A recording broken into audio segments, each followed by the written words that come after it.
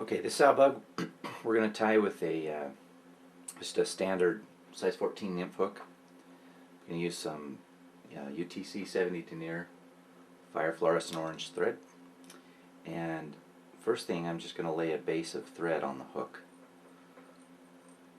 to the bottom and then back up.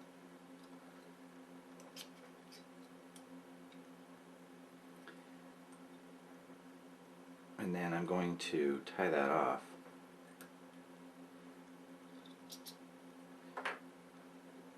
That's going to give some grip to the lead.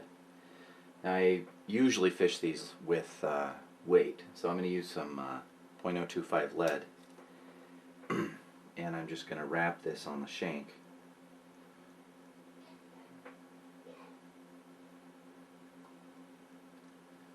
Up to about that point. You want to leave some space both at the head and the back so you can tie stuff in, like so. Now I'm going to reattach my thread.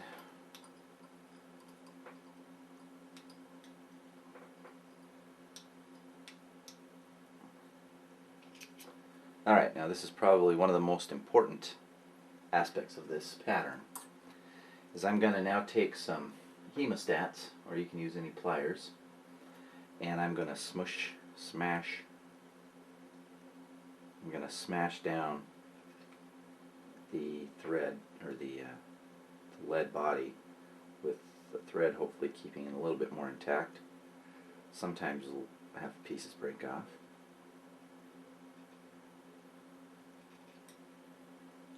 So now it's going to give it a flatter profile, which sow bugs have a very flat profile. They don't swim or float all curled up in a ball. Okay? Now I'm going to create a dubbing loop. The dubbing I'm going to use on this one is what I call sow dubbing mix number 1. It's a mixture of some different colors, but you could use your Wapsi sow dubbings. It's not going to make a huge difference, but this is a lighter color that we're going to use. I'm going to use a dubbing loop for this. So I got my dubbing loop tool.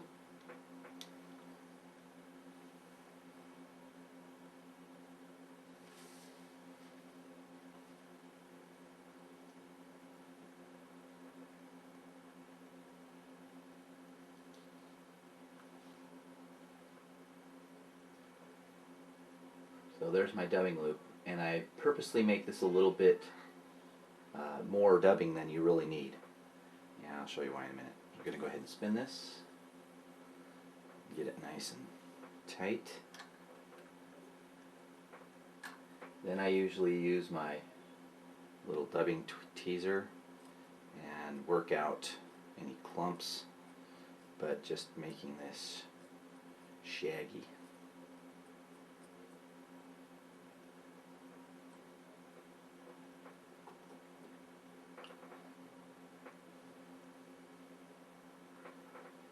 I'm just going to wrap it.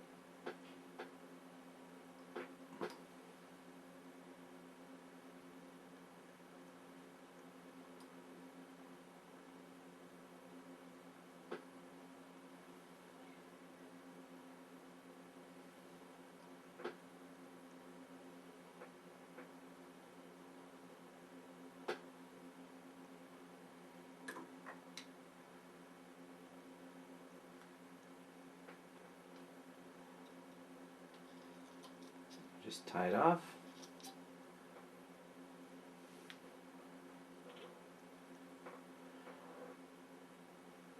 And I'm going to clean up the head. The reason we're using the orange, or you can use red thread, is just more of a hot spot type thing. And then I will wood finish. Now notice I don't have any backing or line strip going up the back. You can pull some crystal flash over the back if you want. Anyway, so now here's the other part of this fly that I think is one of its keys to success, is that you're going to take the dubbing teaser and work on the top and the bottom, and you can even get your fingers in there and pull it out. And you just want to tease this into a flatter profile.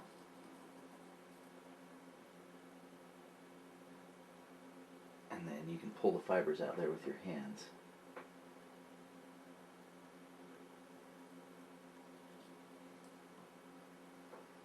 So now you have a really nasty, buggy looking thing. And what we'll do is in the end we're just going to come back in here with our scissors and clip this to shape.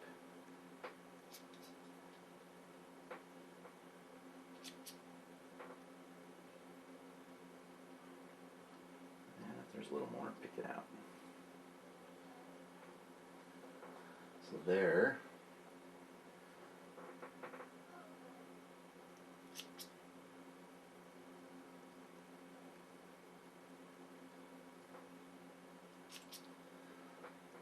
So there is the completed sow bug, and what will happen is this, when it gets wet, the little fringes here of dubbing on the side will be more translucent, and the central body, of course, remains more opaque.